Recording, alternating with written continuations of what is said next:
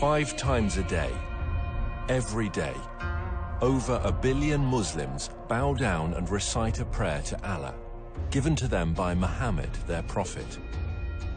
Every day, 5 times a day, they face a black rock in the holy city of Mecca and submit themselves afresh to the religion of Islam.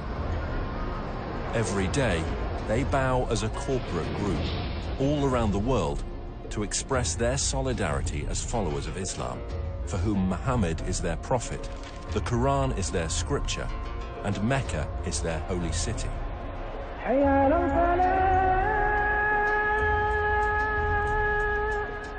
However, as archaeological discoveries are beginning to point to a different story, scholars are seriously examining and challenging the facts about the founding of Islam. And if they're right, how will it affect Muslims today? We have tools at our disposal that have never been available before. Modern technology is allowing us to reconstruct the opening years of Islam and to understand things that have puzzled historians for years. All over the world, universities, museums, and libraries are putting ancient books and writings on the internet for scholars to access. Now we can check these ancient manuscripts with just a few clicks of a mouse. Today, both academics and amateurs alike can accurately check via satellite locations and details that would previously have taken huge expense and effort, and can share them instantly around the world via social media and academic forums. So, now for the very first time, a whole new era of research surrounding the founding of Islam is coming to light, and we can piece together what really happened in Arabia 1500 years ago.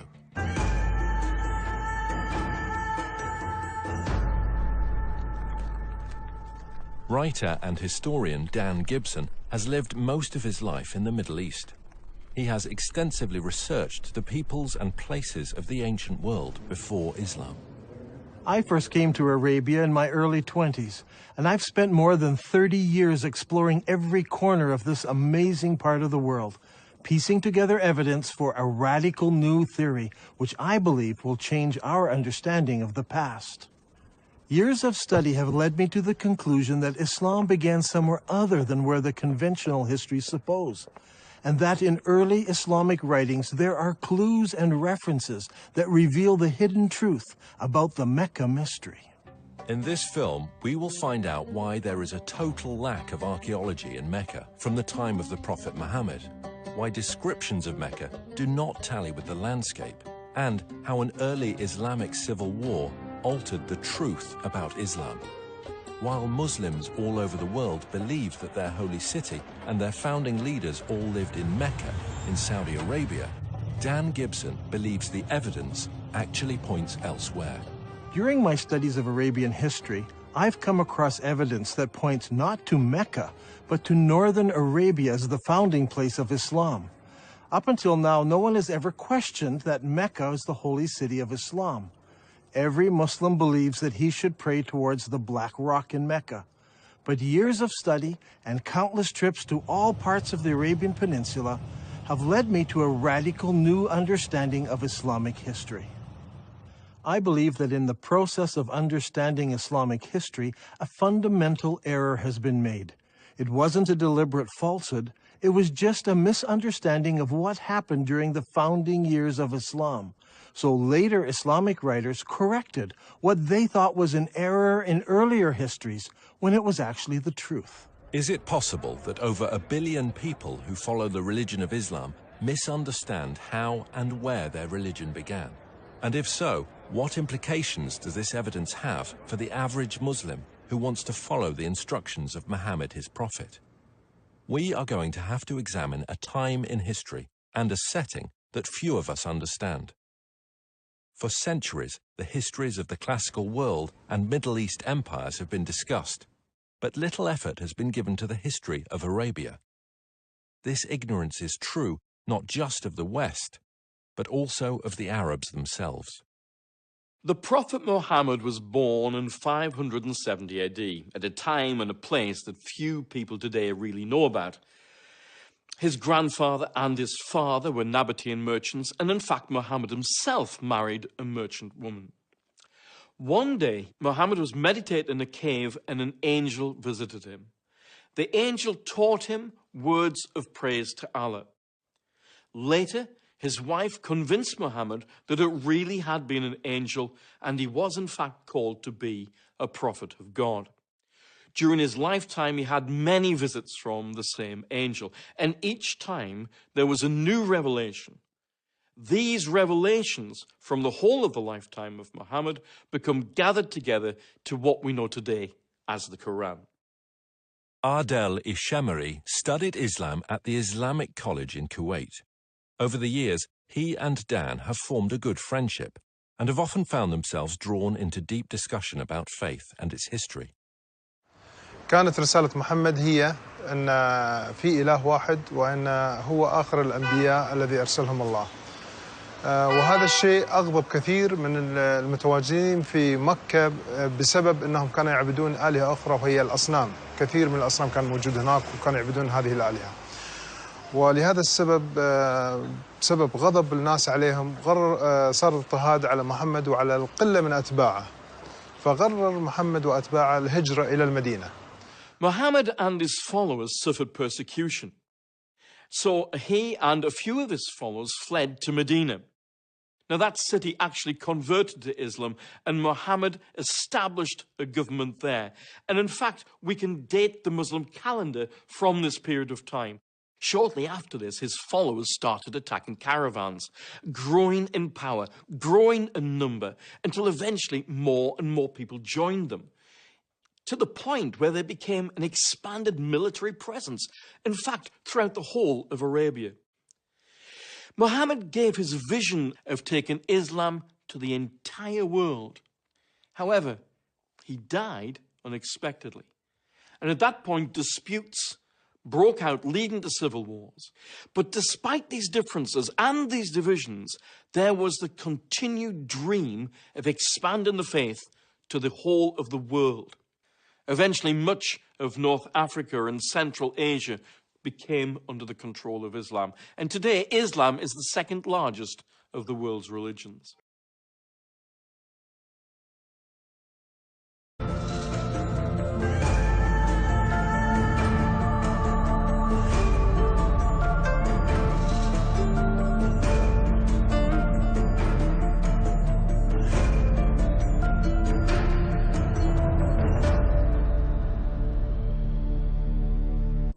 Back in 2002, I had occasion to visit a conference on Nabatean studies organized here by the Al Hussein bin Talal University.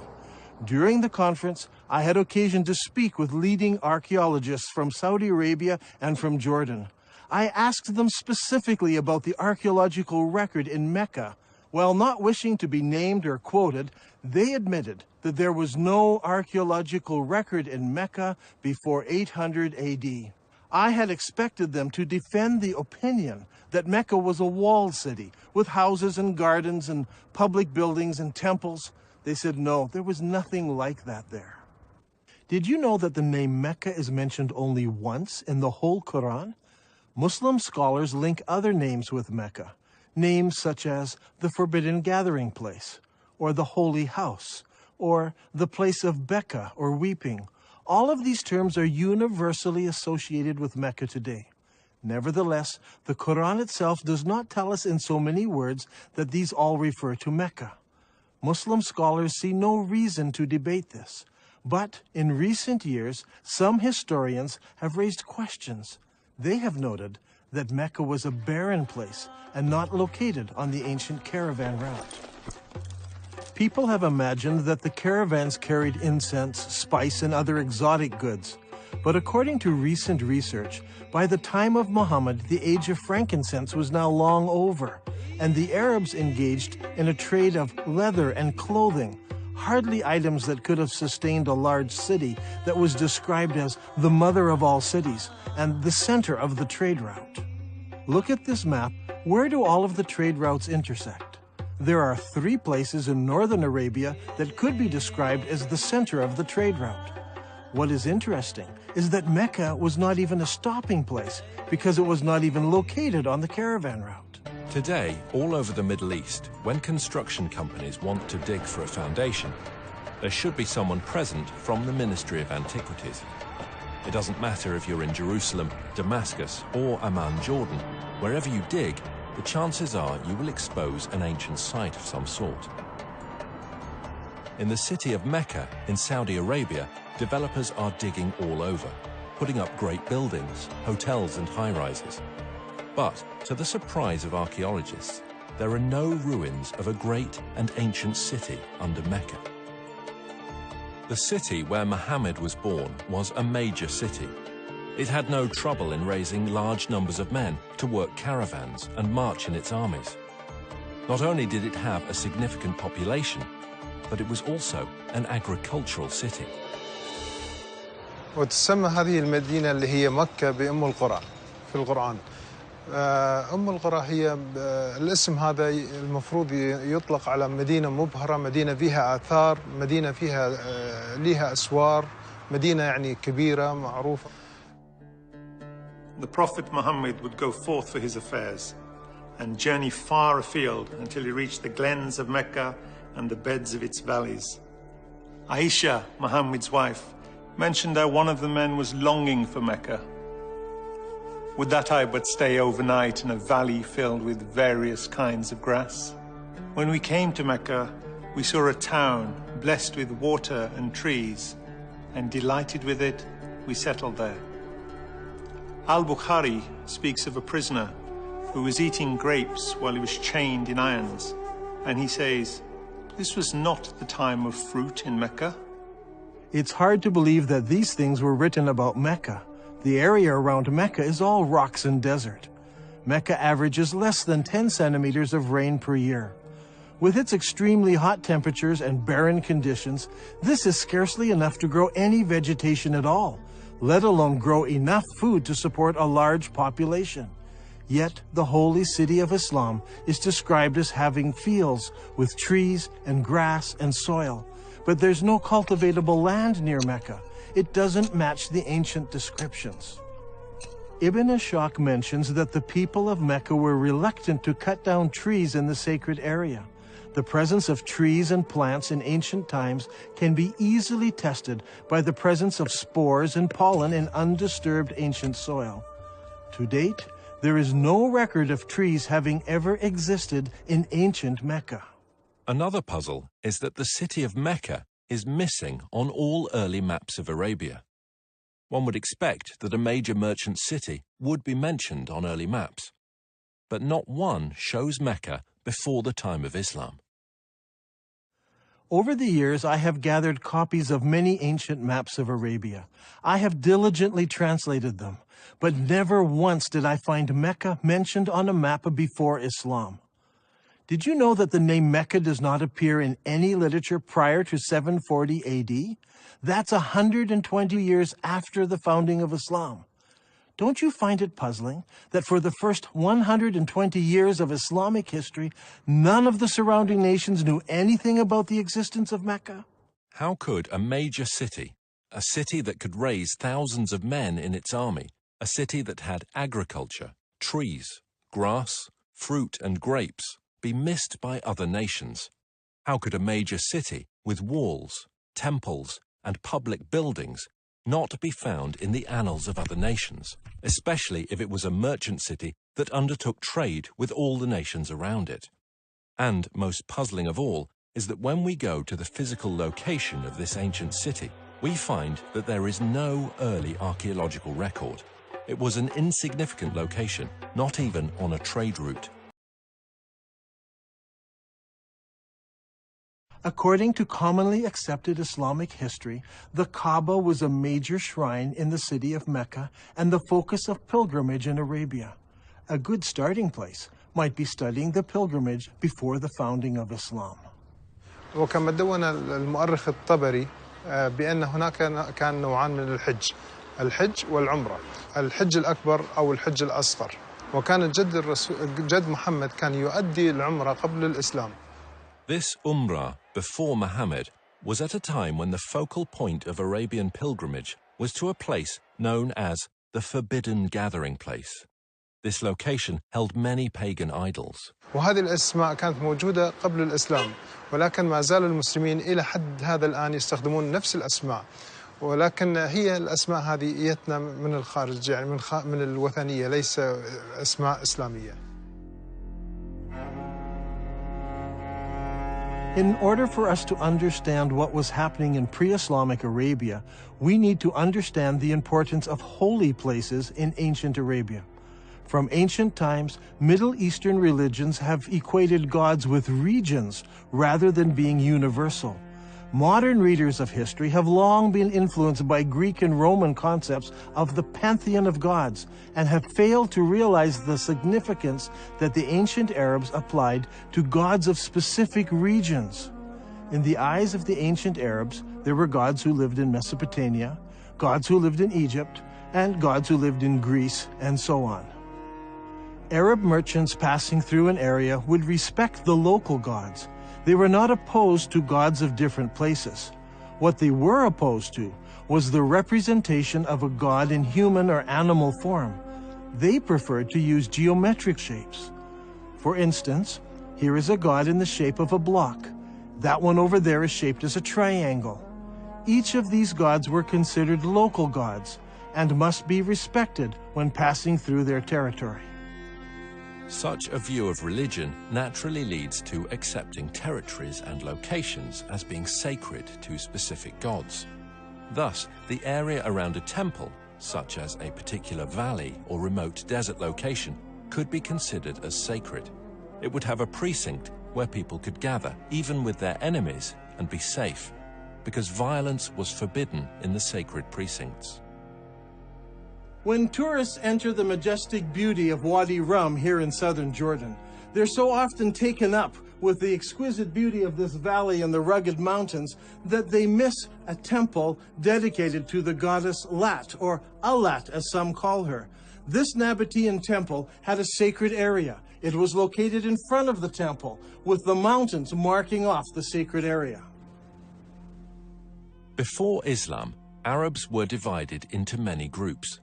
They worshipped different gods and often fought amongst themselves over tribal issues. The one thing that held them together was the pilgrimage to a common ancient meeting place. The Quran calls this Masjid al-Haram, or the Forbidden Gathering Place. Masjid means gathering and is translated mosque today. The Forbidden Gathering Place was a sacred place of refuge and security, where regular activities ceased and violence was forbidden, or haram. The concept of haram, or forbidden, is very strong in Islam. في القرآن ذكر المسجد الحرام، وهو المسجد الحرام في المدينة الإسلامية المقدسة، ويعتبر المسجد الحرام وما حواليه من المدن هو منطقة محرمة. Allah has made Mecca a sacred sanctuary, and it was a sanctuary before and will be so after. None is allowed to uproot its shrubs, or cut its trees, or hunt its game. So we have two descriptions of the original holy city of Islam. It was a haram place where killing was forbidden, and it was the focus of the pilgrimage for many centuries before the founding of Islam. Now look here, much of the graffiti found throughout the Negev and southern Jordan was written by people on pilgrimage to the ancient city of Petra in southern Jordan. Thousands of people scratched their names and messages on rocks as they made their way to Petra for pilgrimage. This creates a problem for us. Mecca is unknown in maps and literature before and during the rise of Islam.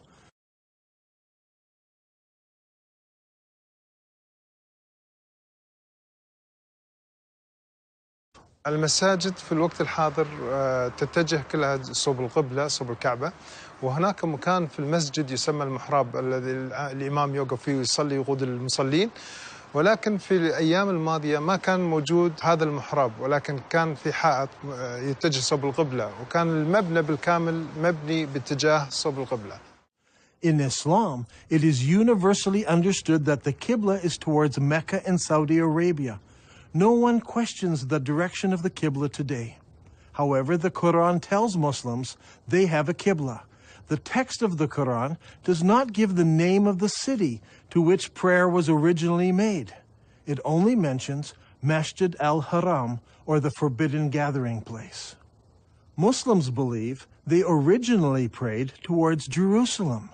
According to Islamic sources, in 624 AD, Muhammad changed the Qibla to Mecca. Muhammad revealed this in Surah 2 of the Quran. Thus we appointed the Qibla to you. Indeed, it was a momentous change, except to those guided by Allah. Allah would never make your faith of no effect. Now shall we turn you to a Qibla that shall please you. Turn then your face in the direction of the Masjid al-Haram. Wherever you are, turn your faces in that direction. As a historian of the Arabian Peninsula, I've always been interested in finding the location of the original Qibla. What direction did Muhammad pray towards before the Qibla was changed? Was it Jerusalem, as some claim? Was it Syria, as some claim? Or was it some other direction? If we were to do this study 100 years ago, it would require an incredible amount of work and research. We would have to travel the world searching ancient sites to find the earliest mosques in Islam. Now, in a few moments, we can do what used to take a lifetime. Google Earth lets us look down on sites from space, and websites like ArcNet can combine the research of hundreds of students and professors. We can examine structures based on various criteria. We choose Islamic buildings, arrange them by date into a chronological list, then determine when they were constructed, check their Qibla direction by using Google Earth, and collate this to determine when the Qibla direction changed towards Mecca. This will give us solid data to work with. Now, determining the Qibla direction is not an exact science. Some of the early mosques, like this one, are not exactly square. So researchers need to find the Qibla wall and project 90 degrees from that wall. Because early buildings were not square, we cannot use the side walls or the back walls.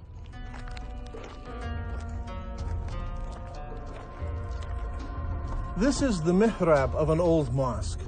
The early Arabs set the Qibla direction using the stars, and they were very accurate. The best way to determine the Qibla direction is to visit the mosque and use an actual accurate GPS unit. Not every mosque can be used for this study. Many of them were totally reconstructed over time, so much so that it is no longer possible to determine their original Qibla direction. However, a number of mosques survive. For instance, there is a mosque called the Mosque of the Two Qiblas in Medina. Islamic history tells us that it was in this very mosque that the companion leading prayers was told of the Qibla change. So he turned around and started praying towards Mecca. The question is, where did he originally face? Muslims have a ready answer. He prayed towards Jerusalem. Now today, the Mosque of the Two Qiblas faces Mecca. But in 1987, the mosque was completely torn down so it could be rebuilt. During the construction process, the old foundation was revealed, and they discovered that it did have a Qibla wall that did indeed face north, generally towards Jerusalem. And so Muslims believe originally the Qibla was towards Jerusalem. There is a simple way that this can be put to the test. If we go to the earliest mosques that were built, where we can identify their direction of prayer, we can plot them on a map and see if their lines converge. We'll find one of three things. They all point in different directions. They all point to Jerusalem, or they all point to another location. After the Mosque of the Two Qiblas in Saudi Arabia, there are a further 11 early surviving mosques that we can research. These are located in China, Egypt, southern Jordan, Lebanon, central Jordan, Yemen, Israel, Iraq, Jerusalem, West Bank, and lastly Lebanon. So, if we go in the order that they were built, the second surviving mosque was built in Guangzhou, China. Guangzhou is the modern name for what was known as the city of Canton. You see, the Arabs had been trading with the Chinese for hundreds and hundreds of years. This is all well documented. And so Abu Waqas, an uncle of Muhammad, traveled to China on a trade mission. And according to Chinese manuscripts, he built a mosque for the Arabs in Canton in 627 AD, or 6 years after the founding of Islam. I personally examined this mosque and used a GPS unit to determine the mosque's Qibla direction. What I found was surprising. This mosque does not face Mecca. It faces 12 degrees north of Mecca, meaning that it does not face Jerusalem either. Its Qibla passes south of Jerusalem. The next mosque was built in 641 AD, about 20 years after the founding of Islam, in the town of Fustat, just outside of Cairo. This mosque was rebuilt and enlarged several times, so that today the original foundation is no longer evident. However, a description of the original ground plan of the mosque survives, and the Islamic records tell us that the first Qibla pointed east and later had to be corrected towards the south, towards Mecca. The next surviving Islamic building is the Umayyad Palace, built here at Humayma in southern Jordan. Around 700 AD, or about 80 years after the founding of Islam, the Abbas family built a large manor house here. This house had no special mosque area. Rather, the faithful would line up here in the courtyard to pray. This house has a Qibla direction, but it is not towards Jerusalem. The following year, a new mosque was built in Baalbek in Lebanon. Notice that its Qibla does not point to Mecca. 1 year later, the Umayyads built a large and impressive mosque here on the citadel in Amman, Jordan. This mosque points south. Mecca is over there.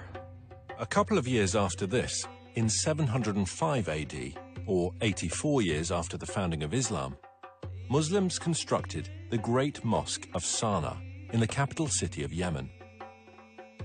While this mosque points in the general direction of Mecca, it actually points to the west of Jerusalem. The following year, in 706 AD, the Umayyad Muslim rulers built Khirbat al-Minya, a large palace complex in Israel on the shores of Galilee. This palace complex had a specific room used as a mosque. According to the inscription set into a gateway, it was built 87 years after the founding of Islam by the Muslim ruler Al-Walid. This building and its mosque do not face Jerusalem. That same year, the Muslims also built the Wasit Mosque in Iraq. Originally, archaeologists claimed that this mosque pointed to Jerusalem. However, further research has shown that this mosque points south of Jerusalem. The next mosque is the Al-Aqsa Mosque in Jerusalem itself. This mosque is not the temple dome, but rather the old mosque to the south of the dome. It also has a Qibla, and it does not point to Mecca. The next mosque we come to was built in 724 AD, 103 years after the founding of Islam. This is the Khirbat al-Mafja Mosque near Jericho in the Jordan Valley. This palace was built near the end of the Umayyad dynasty. By looking at the floor plan, we can see that the palace and its mosque faced south rather than towards Mecca.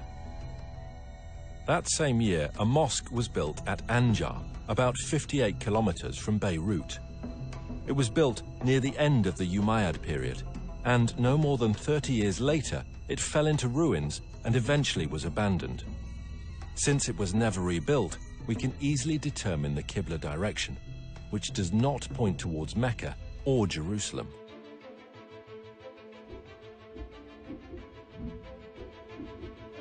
Now, let's put this all together onto one map.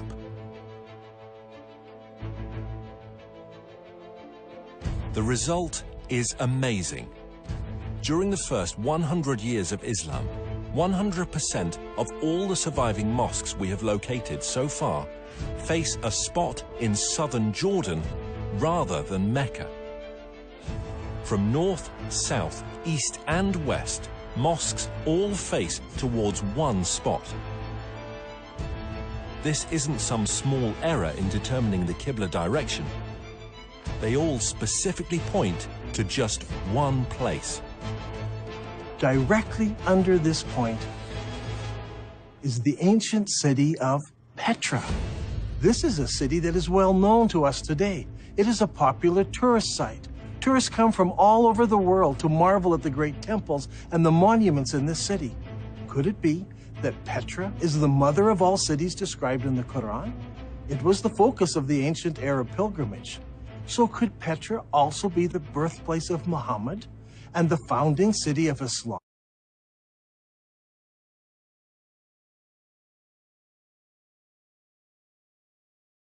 We have discovered that the early mosques of Islam all faced the ancient city of Petra. But does the city of Petra fit the Islamic descriptions of the original holy city of Islam?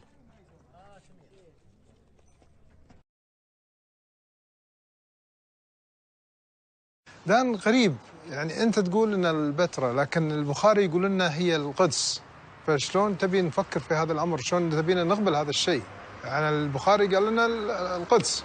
And I agree, Bukhari says it was Jerusalem. But Bukhari is writing some 200 years after Muhammad, and he's writing more than 100 years after the Qibla change took place. So he's not an eyewitness. He's just collecting what people are remembering. And he actually notes several conflicting ideas that were circulating at the time. While some people were offering morning prayer at Quba, a man came to them and said, "A Quranic order has been revealed to Allah's apostle tonight, that he should face the Kaaba at Mecca. So you too should turn your faces towards it." At that moment, their faces were towards Syria. And on hearing this, they turned towards the Kaaba at Mecca. I believe that originally Muhammad, while living in Medina, prayed north towards Petra, which was in the Roman province of Syria.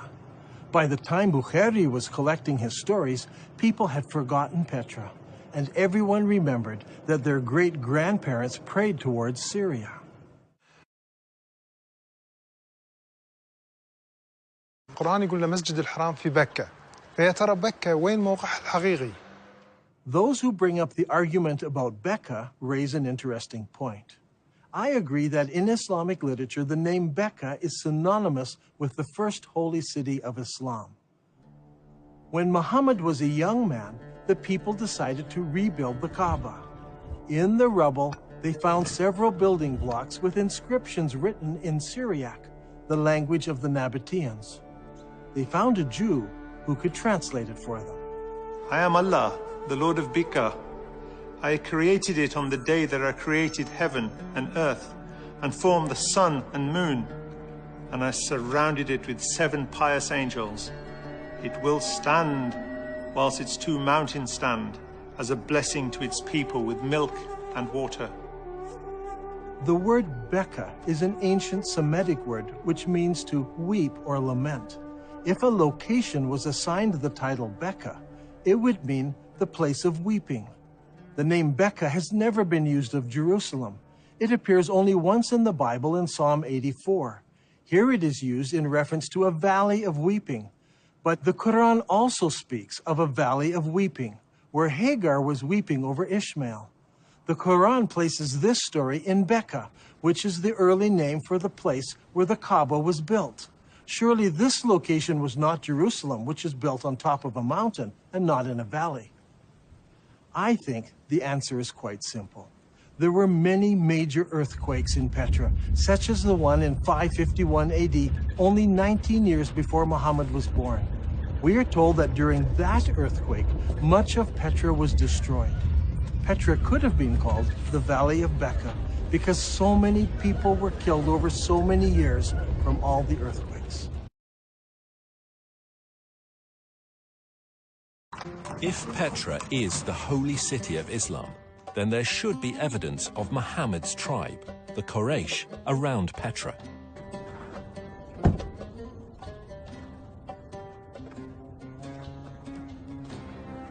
Long ago, this was known as the city of Hawar, or Humaima as it is known today. Archaeologists have uncovered a farmhouse belonging to the Abbasid family and a mosque built sometime later. When the Muslims of Iraq defeated the Umayyads of Damascus, they wanted a member of Muhammad's family to support and legitimize their revolt. And so they came here to Humaima, 27 miles from Petra. It was here that they found Muhammad's family and the Quraysh tribe.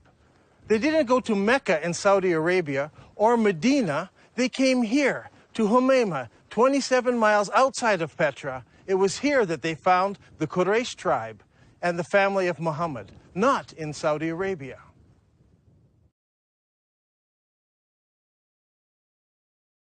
There is a story told by all of the early biographers of Muhammad. It concerns Abdullah, Muhammad's father. He was working in the field one day, and he came home with dirt on his hands. He went into his first wife and said, "Lie with me," but she refused because he was dirty. So he went out, washed off the soil, went into his next wife, Amina. She conceived, and in this way, Muhammad was born. What is important to us about this story is that all of the early writers use the same word for the dirt on Abdullah's hands. They all use an Arabic word for soil, especially the soil of a cultivated plot or field. The problem is, there is no cultivatable land near Mecca. However, when we come to Petra, we discover that Petra had water, fields, and trees. According to archaeologists, there were private and public gardens, as well as running water brought into the city through aqueducts and clay pipes. Archaeologists have described fruit trees, grapes, and gardens existing in ancient Petra. Even today, there are cultivated plots of land between Petra and El Beida, which is 5 kilometers away. By analyzing ancient soil, researchers have discovered that only 100 years ago, the hills around Petra were covered with trees, including oak, juniper, pistachio, and carob. The holy city have trees and fields. It was also a walled city. Ibn Ashaq says, and they surrounded him by the walls of Mecca.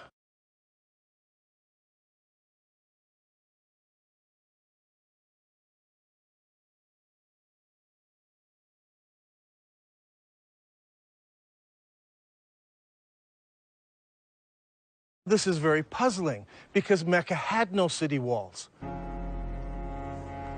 So what about Petra? Petra was built in a valley. On either side of the valley were large mountains with cliffs. These cliffs were as good as city walls. So the people of Petra built walls from one mountain cliff to the other mountain cliff, both on this side of the valley and also on the other side of the valley. So Petra had city walls.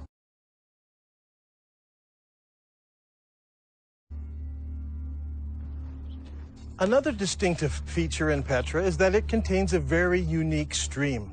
Now, usually you have a valley with mountains on one side, mountains on the other, and a stream running down the center of the valley.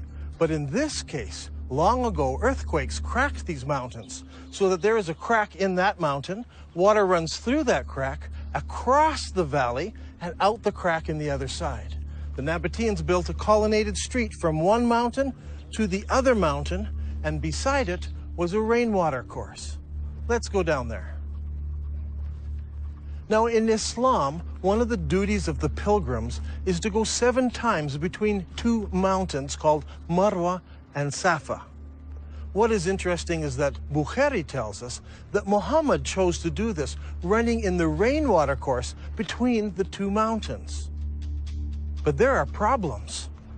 Safa and Marwa are just small rocks. Today they're housed right inside of the mosque building. As you can see on this drawing, there was no rainwater course between these 2 rocks. But here in Petra, the description fits exactly from one mountain to the other.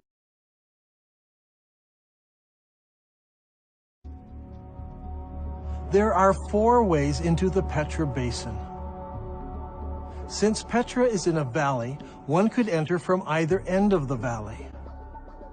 During the year of the contest of Mecca, the Prophet entered Mecca through its upper part. But there were also other ways of entering Petra.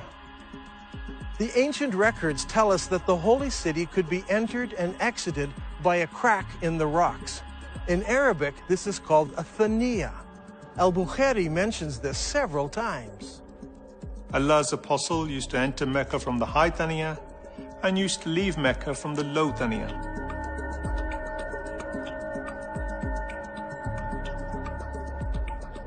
The Prophet went on advancing till he reached the thaniya through which one would go to them, that is, the people of Quraysh.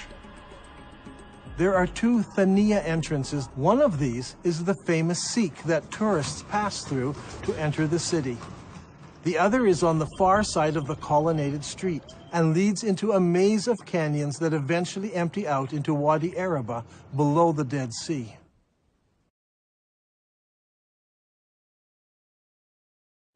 Petra also has many temples. Over here is what is known today as the Temple of the Winged Lions, or the Temple to Al-Uzza. Behind me is what is known as Kesr al-Bint today, or the Temple to the god Dushera.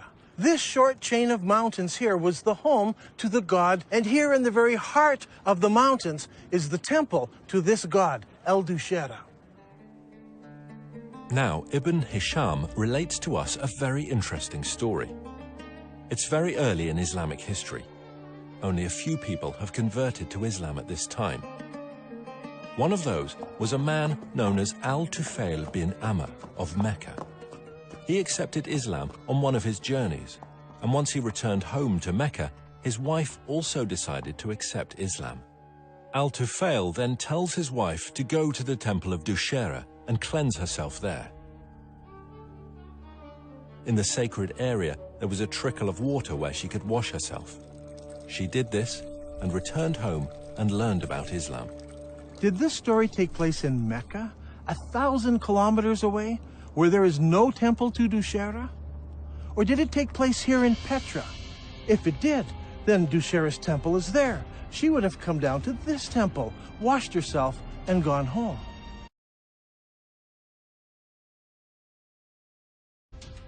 Now, Al-Haqtab had so harassed Zayd that he forced him to withdraw to the upper part of Mecca, and he stopped in the mountain of Hira, facing the town. It's interesting to note that in this account, Mount Hira is located in the upper part of Mecca. If you go to Mecca today, the cave of Hira doesn't face the city. But here in Petra, the high side of the city is north of the colonnaded street, and the low part of the city is south of the colonnaded street. In effect, the city was divided in half by the colonnaded street. If Petra is the holy city of Mecca, then the cave where Muhammad received his first revelation should be located there. The ancient records say that the cave faced the town, and that it was low down since Muhammad tried to climb the mountain to throw himself off.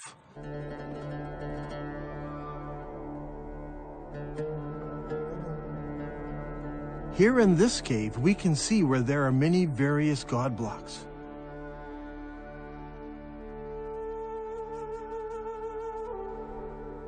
Up there is a large crescent symbol. This is just the sort of cave where young men would go to contemplate the meaning of life. The descriptions and location of this cave are just like the ancient records describe it. Just outside of the city, the entrance facing the city, and evidence that people spent time here in religious worship and meditation. I think that this is one of the holiest spots for all of Islam, and it's here in Petra. Now, the forbidden gathering place wasn't a building. It was much more than this. It was a large area marked out with special stones. These stones marked the boundary around the sacred area. Now, what kind of stones would you need to mark out such an area? If you had just small round stones, they would be lost among the other stones of the desert. They must have been larger stones. And there should have been something special about them, so that you knew for certain that this was the boundary of the sacred area. Today, in Mecca, there are no special boundary stones. Historians have long wondered what these marker stones might have looked like, but they seem to have been lost in the years that have passed since then. Or perhaps they were never there. If Petra is the original holy city of Islam, then of course the special stones wouldn't be in Mecca. They would be in Petra. Now, there's a feature about Petra that's absolutely fascinating. Whenever tourists come to this city, they pass by a number of square-cut stones known as the Jinn rocks. This is a fanciful name given to them by the local Bedouin. What is interesting is that there are more than 20 of these large square stones marking all of the entrances of the city. Is it possible that these mark out the forbidden sanctuary? Perhaps that's why they're not located in Mecca.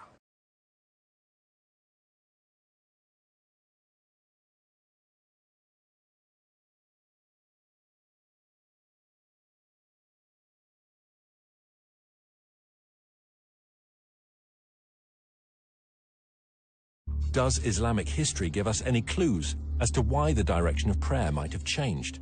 If we look into Islamic history at this exact time, we come face to face with the Second Islamic Civil War. حصلت حروب كثيرة في الإسلام، ولكن أيضا حصلت حروب أهلية بينهم بسبة الخلافة بعد وفاة محمد، ولهذا السبب صار في شيعة وسنة. الأمويين فازوا اللي هم السنة، والحكم بدأ من دمشق. At this point in history, the governor in the Holy City was Abdullah ibn Zubair. He was particularly unhappy. In his eyes, the Holy City was the most important city of Islam, the mother of all cities. But the Umayyad rulers chose Damascus as the new capital city, and a lot of people were unhappy with the corruption and the infighting in Damascus. So in 683 AD, about 64 years after the founding of Islam, Ibn Zubair declared himself caliph in the Holy City, and that started the Second Islamic Civil War. The Umayyads reacted strongly and sent an army against the Holy City. Ibn Zubayr then did a shocking thing. He destroyed the Kaaba, the ancient holy shrine of Islam. Ibn Zubayr then demolished the Kaaba sanctuary until he had leveled it to the ground and dug out its foundation. Then he placed the black stone beside it in a wooden stand in a strip of silk. The Umayyads fought against Ibn Zubayr and his companions, but after 40 days, news arrived that the ruling caliph in Damascus had died. Now, the Umayyad generals insisted that the battle wasn't over, but that they must return to Damascus so that a new caliph could be established. The members of the Umayyad royal family had come to the battle as well, and they insisted that they must return to Damascus under the protection of the entire army, so the whole army marches off. The problem we face here is one of timing. The Islamic records are quite clear that when the caliph died, his 13-year-old son ruled in his place. Al-Tabari, Volume 20, tells us specifically that his son survived only 40 days after his father died before he too was killed. During this time, the armies from the Holy City returned to Damascus. Now, a slow-moving army would have taken many days to cover the 1,400-kilometer trek across the desert from Mecca in Saudi Arabia to Damascus in Syria. If the army could move at 20 miles a day, it still would have taken them 43 days. When you add up the time the messenger took to bring the message, the time it took for the army to decide to return and get mobilized, and the 43-day march, there is simply not enough time. Mecca is too far away to be believable. However, if the holy city was Petra, then the distances would all be drastically reduced. Now, with the lull in the war, Ibn Zubayr had time to rebuild his defenses and prepare for the return of the Umayyad army. It tells us that Musa'ib ibn Zubair, apparently a brother of Abdullah, brings supplies to the holy city. Were these supplies military equipment? No, it says he brought many horses and camels. I believe that this is the year that the followers of Ibn Zubayr moved south from Petra to the deserts of Arabia to find a place where they could hold out against the Umayyad forces. All details of this year have been removed from al-Tabri's history. But we know that they obtained many horses and camels, which would have no other purpose than to move many of the people out of the city. This lull in the war continued into the next year, so Ibn Zubayr took advantage of the break to undertake a religious project. He decided to rebuild the Kaaba, but al-Tabri does not tell us where the new Kaaba was constructed. Was it in Petra? Or was it in a new, safer location in faraway Mecca? I believe that the new Kaaba was built in Saudi Arabia, and that the Black Rock was moved there for safekeeping. So even if Ibn Zubayr lost the holy city, he still had the rock and a new Kaaba. After a new caliph was established, the Umayyad army returned. This time the army was bigger, and the Umayyads brought large weapons of war with them. Among them, a stone-throwing machine called a manjanik. The war between Ibn Zubayr and al-Hajjaj took place for 6 months and 17 nights in the hollow of Mecca. Yusuf ibn Mahak said, "I saw the manjanik with which stones were being hurled. The sky was thundering and lightning, and the sound of the thunder and lightning rose above that of the stones, so that it masked it."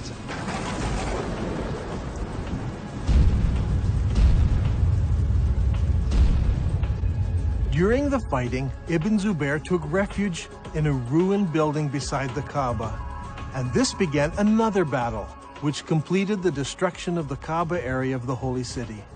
Eventually, Ibn Zubayr lost the battle.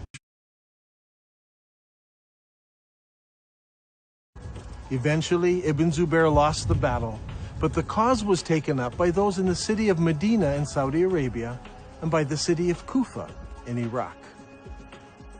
I believe that during this time, the Islamic world was thrown into contention. Should they pray towards Petra, or should they pray towards Mecca? The great Islamic empire had divided into two. Originally, the Umayyads ruled from Damascus, and they prayed towards Petra. But they were defeated in battle, and now the eastern part of the empire was ruled by the Abbasids, who all constructed their mosques facing towards Mecca.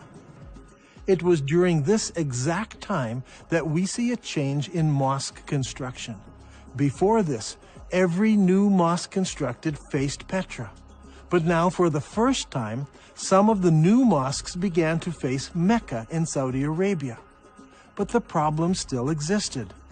What do you do with the old mosques? They were built facing Petra. It was during this time that mosques began hanging a sign on the wall to indicate the direction of prayer. It was said in the reign of Uthman that the Caliph ordered that signs be posted to the walls of the mosques in Medina. This was so that the pilgrims could easily identify the direction to which they needed to address their prayers. Now, this is a very interesting development, because up until this time, mosques were built so the faithful had only to face the Qibla wall and they faced the holy city. Why would you need to introduce a sign unless the direction of prayer had changed? Around this time, around 89 years after the founding of Islam, a niche was suddenly introduced into mosque structure to denote the direction of prayer. This niche was added to older buildings and also incorporated into newer buildings. Today, the niche is standard in every mosque, but it wasn't originally. There was no niche until the Qibla direction changed. In the Civil War, the Umayyads still prayed towards Petra, but the rebels in the Holy City in Medina and in Kufa chose to pray towards the new Qibla in Saudi Arabia. When the armies of Kufa met Ibn Zubayr, Bujair ibn Abdullah al-Musli spoke. "Praise be to God who has tested us with shackles and tested you by your forgiving us. Ibn Zubayr, we are people who turn to the same Qibla as you." What a strange phrase. We are the people who turn to the same Qibla as you. Muslim historians argue that this means the same Qibla as every other Muslim. But now that we have uncovered evidence of the change of Qibla at this very time, this phrase takes on special significance. The people of Kufa join with Ibn Zubair in accepting his Qibla. This is key to understanding much of what takes place later. Even though Ibn Zubair is eventually killed and seems to lose the civil war, the city of Kufa plays a major role in the development of the new Abbasid dynasty, and Kufa becomes a theological center and a place for copying Qurans.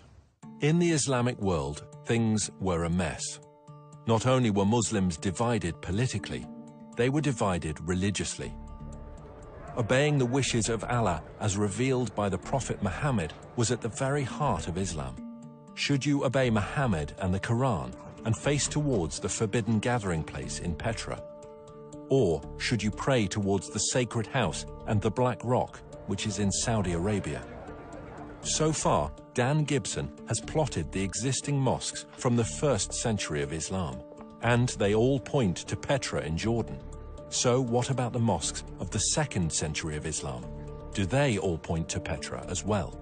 Here is where things start to get interesting. During my studies, I discovered that the mosques built during the 2nd century of Islam point in different directions. This is what I call the time of confusion. 102 years after the founding of Islam, the Mosque of Ummah was constructed in southern Syria, in the ancient city of Busra. As you can see, the mosque's orientation does not point towards Mecca. But clearly, it does not point to Petra either.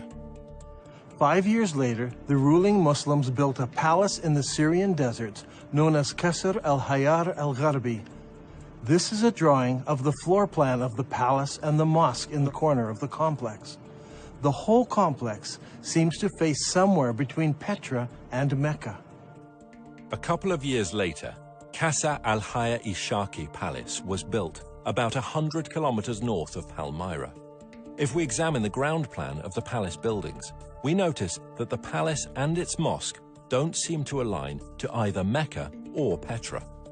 Once again, it points in between. Is it possible that something had happened which made the builders not want to choose either Petra or Mecca, so they pointed the Qibla between the two? We can see from the map that the Qibla points exactly between the two cities. It is not a slight error in calculation, but a deliberate avoiding of both Petra and Mecca. 109 years after the founding of Islam, a mosque was built in Bangalore, Pakistan. Like all of the other mosques of the period, it had only a Qibla wall without a niche. This mosque, however, pointed towards Mecca in Saudi Arabia. Here we have the very first mosque that we can identify as pointing to Mecca. There may have been others built that no longer exist, but this mosque is significant because it's the earliest surviving mosque that we can truly say faced Mecca in Saudi Arabia. And what is astounding is that it was built about 100 years after the death of Muhammad. This is very late for Muslim historians, and it is going to cause traditional Islamic history all kinds of trouble. One of the most important buildings in our study is found here on the citadel of Amman, Jordan. This Umayyad palace was built about 122 years after the founding of Islam. Now, if you remember, we looked at an Umayyad mosque built over here. This mosque points directly towards Petra. But when they built the palace, its Qibla direction was directly towards Mecca. So clearly, the Qibla direction changed sometime between the construction of those buildings and the construction of this palace. This will help us determine how and when the Qibla direction changed.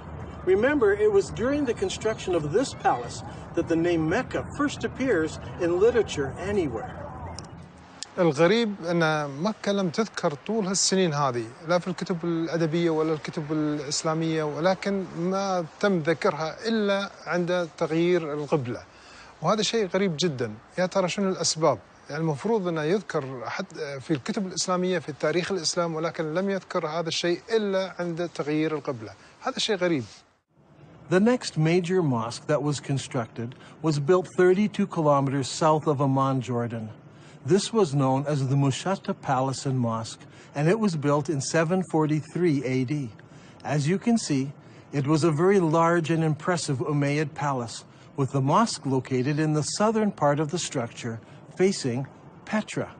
Indeed, the entire complex faces Petra. What makes this interesting is that it seems that Islam is now split into several groups. There were the traditionalists, who built their mosques like this one, facing Petra. But there were reformers whose mosques face Mecca. And there were others who were not in either group, and they refused to select either of those qiblas. During this time, a significant change took place in Islamic history. The Umayyad rulers of Islam in Damascus were defeated by the Abbasids of Kufa. In 754 AD, Al-Mansur, the new caliph, commissioned the construction of a brand new eastern capital, choosing Baghdad in Iraq as his site. The city, which was completed in 767 AD, was 2 kilometers in diameter. As you can see on this drawing, the main mosque of the city had no niche indicating the direction of prayer. That was to come later. One wall was used as a qibla wall, and that wall pointed directly to Mecca, as would all of the other mosques built from now on by the Abbasid rulers. If this is all true, then the Prophet Muhammad and the first 4 rightly guided caliphs in Islam, and the following Umayyad rulers who ruled Islam from Damascus, all prayed towards the city of Petra. But late in the Umayyad reign, something happened that caused the builders to change the direction of their mosques. Some pointed to Petra, some to Mecca, and some chose to be neutral and point between the two. This created a problem for the western half of Islam. The people in the West were still loyal to the earlier Umayyads. So the Islamic world is now split into 2. The Abbasid rulers in Iraq control the eastern part of the empire, and the Umayyad rulers control North Africa and Spain. This is an important time in Islamic history, because the Umayyads in Spain now blossom in culture and begin to build beautiful and impressive buildings. As I examined the mosques built by the Spanish Umayyads, I discovered a most surprising development. These builders chose neither Petra nor Mecca. Their qiblas seemed to point towards somewhere in South Africa, but all of the African and Spanish mosques point to slightly different places. It all seems very confusing. However, when plotted on a map, we can see that the mosques of North Africa and Spain all have qiblas that are parallel to a line drawn between Petra and Mecca. So rather than choosing Petra or Mecca, they chose to make their qiblas parallel to a line drawn between the 2 cities. Do you remember when we discussed the Second Islamic Civil War? Ibn Zubair barricaded himself in the Holy City, and the Umayyad Syrian army surrounded him and kept him there for 4 months. During the month of October, the Syrians brought a catapult up to the city walls, where they lobbed rocks right into the holy places of Islam. How is this possible? Normally, people live behind the city walls. A catapult would simply smash down people's houses.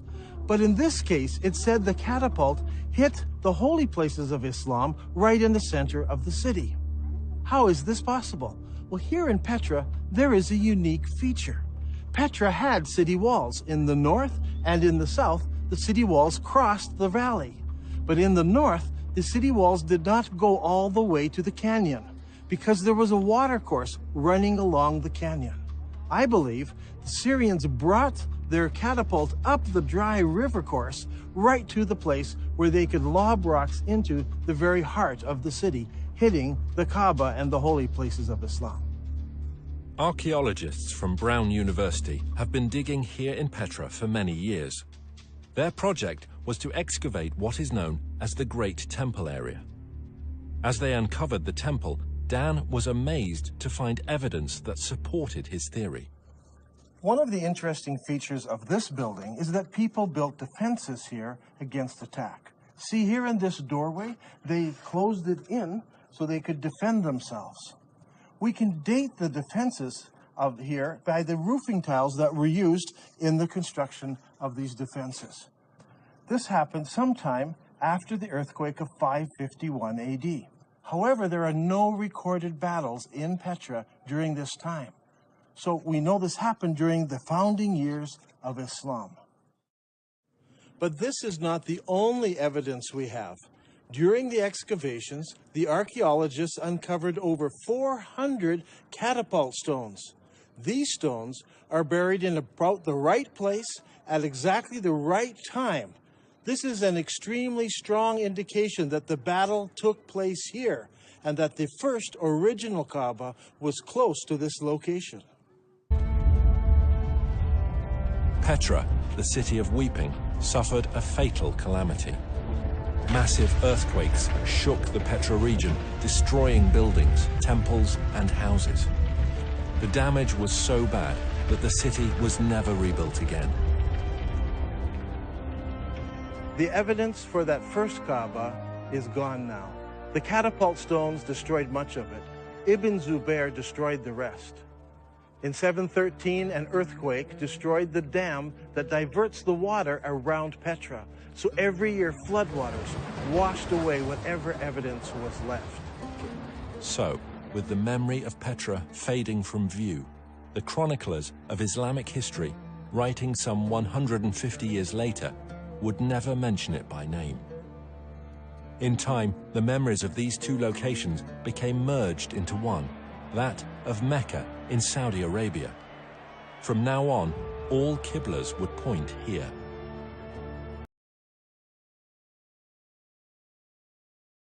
هذا الأمر غريب، يعني أول مرة نسمع فيه، يعني شلون المسلمين تبيهم يصدقون في هذا الشيء المكتوب؟ يعني غريبة، ليش ما مذكور في الكتب الإسلامية ولا مذكور في كتب التاريخ؟ شلون نسوا ولا يعني يا ترى هل تناسوا ولا نسوا هذا الأمر؟ شلون ما ذكروه؟ شيء غريب. In order to understand the events that influenced the writing of Islamic history, we need to recognize several things. First, it is my belief there was a literary vacuum in the early Islamic empire, created by zealous Muslims who destroyed books and manuscripts, erased inscriptions, burned libraries, and destroyed all literature except the Quran, which was mostly bits and pieces of what people remembered of the revelations that Muhammad gave. This destruction of written material by the Islamic forces has been well documented. One piece of evidence is a letter from 640 AD from the Caliph to General Amru, the leader of the Muslim armies in Egypt, who asked the Caliph what should he do with the thousands of manuscripts he found in warehouses in Alexandria. The Caliph's answer has been recorded and known for centuries. As for the books you mention, here is my reply. If their content is in accordance with the revelations of Allah, we may do without them. For in that case, the revelations of Allah more than suffice. If, on the other hand, they contain matter not in accordance with the revelations of Allah, there can be no need to preserve them.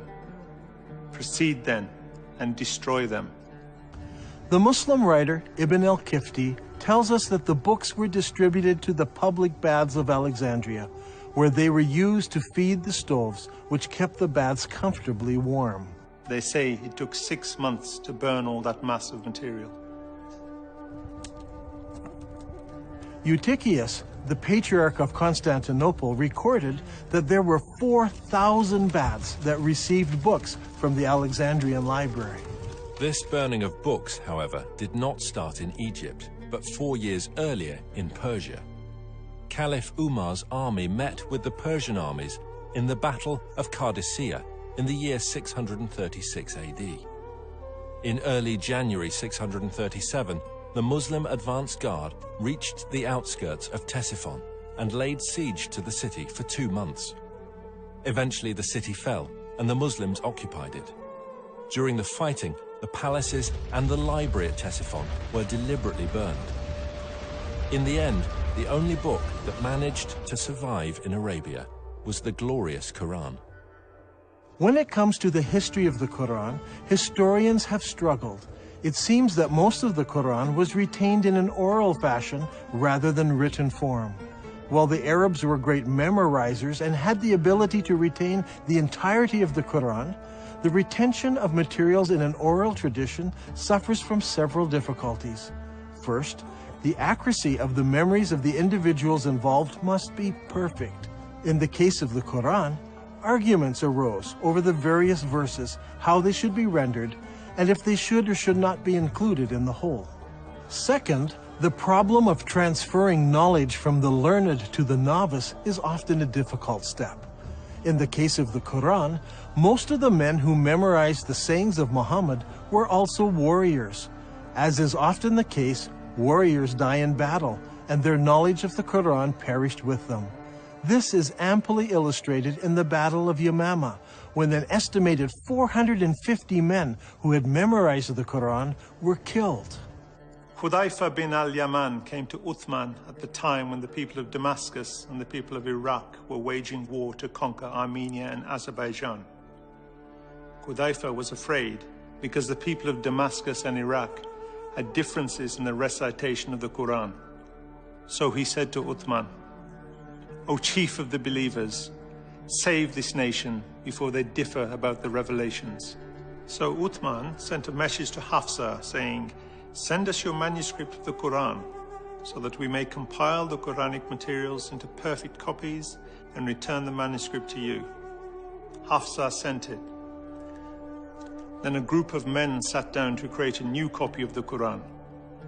Uthman said to the 3 Quraysh men, "In case you disagree, write it in the dialect of Quraysh, for the Quran was revealed in their tongue." When several copies were written, Uthman returned the original manuscript to Hafsa. Uthman then sends every Muslim province one copy of what's been written, and he orders that all of the Quranic material, whether written in fragmentary manuscripts or even in whole copies, that they all be burned. And so the burning continued. This time, even Quranic materials were burnt. But it did not stop the arguing about what should or should not be included in the Quran. When the new Qurans arrived in various provinces, people argued against them. Sa'id bin Thabit said, "A verse from Surah Al-Ahzab was missed when we copied the Quran, and I used to hear Allah's apostle reciting it. So we searched for it and found it with Huzayma bin Thabit al-Ansari." These 5 or 6 copies were now the only Qurans in the entire Muslim empire. Uthman's order to burn all other Quranic material tried to wipe out all Qurans everywhere, except the few that were held by the provincial governors. In effect, all non-Muslim books were destroyed, and then the Muslims destroyed all of their own books and writings, except for 5 or 6 copies. Remember, the Islamic Empire at this time stretched from the Atlantic Ocean through the Middle East all the way to Afghanistan, and only 5 or 6 copies of the Quran existed in all those millions of square kilometers. This is what I refer to when I speak of a literary vacuum. Much later, once the Abbasids took control of the Islamic Empire, they recognized this literary vacuum and they set out to correct it. The problem was, they were interested in producing an Abbasid version of Islamic history. So all of the materials produced under the Abbasid control reflected the politically correct version of Abbasid history. These histories and hadiths about the previous 250 or more years were collected, copied, and distributed. Those books that were written earlier were either destroyed or edited by later writers who thought they found errors in them. Under Abbasid rule, massive religious, scientific, and academic projects were undertaken. The Abbasid rulers encouraged scholarly development that would not only present the early years of Islam in a good light, but would also confirm their own right to ruling the empire. During this period of time, we find the great Islamic historians writing their treatise on Islamic history, and they also edit the earlier accounts. For example, we don't have Ibn Ishaq's original biography of Muhammad, as Ibn Hisham, under the Abbasids, corrected what he called grievous errors in the original account. After the editing of Ibn Hisham, the rest of the great Islamic historians began to write their histories, and they present us with an Islamic history that was tailored to suit the religious and political worldview of the Abbasids of their day. Is it possible that Muslims today are victims of an Abbasid cover-up? Did the Abbasids purposely turn Muslims away from praying towards the forbidden gathering place in Petra, as the Quran commands, and make them pray towards the Black Rock, now residing in Mecca? Are Muslims still being misled by Abbasid propaganda?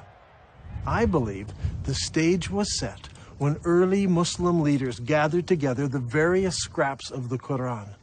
The problem wasn't the collection. It was the destruction of anything that opposed their view. There is a great divide here between Western thought and Muslim thought.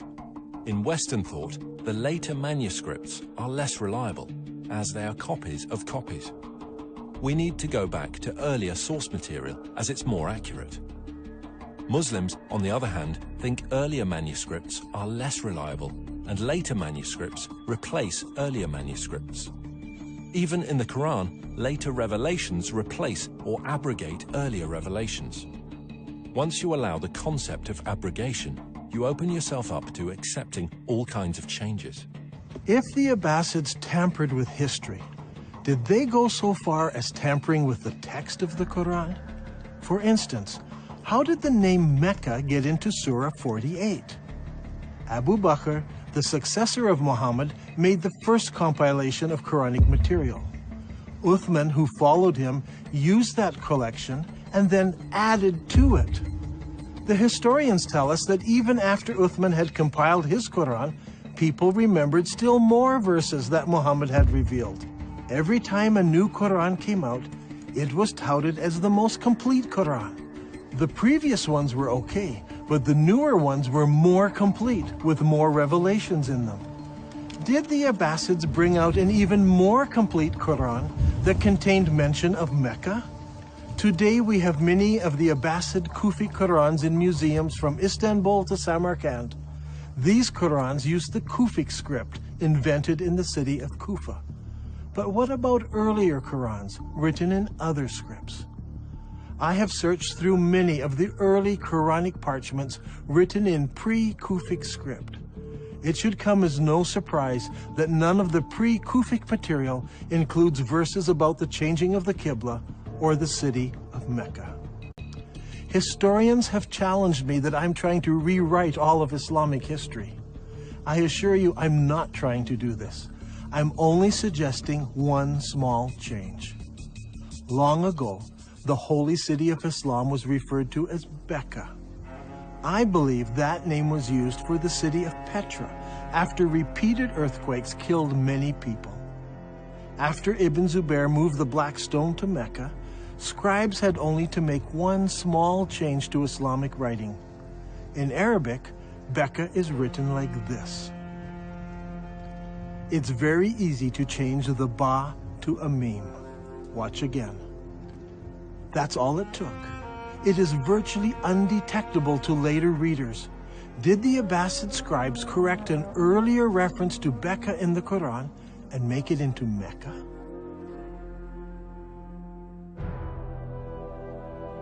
I believe that all of the evidence points to Petra as being the ancient city of Mecca, the founding place of Islam.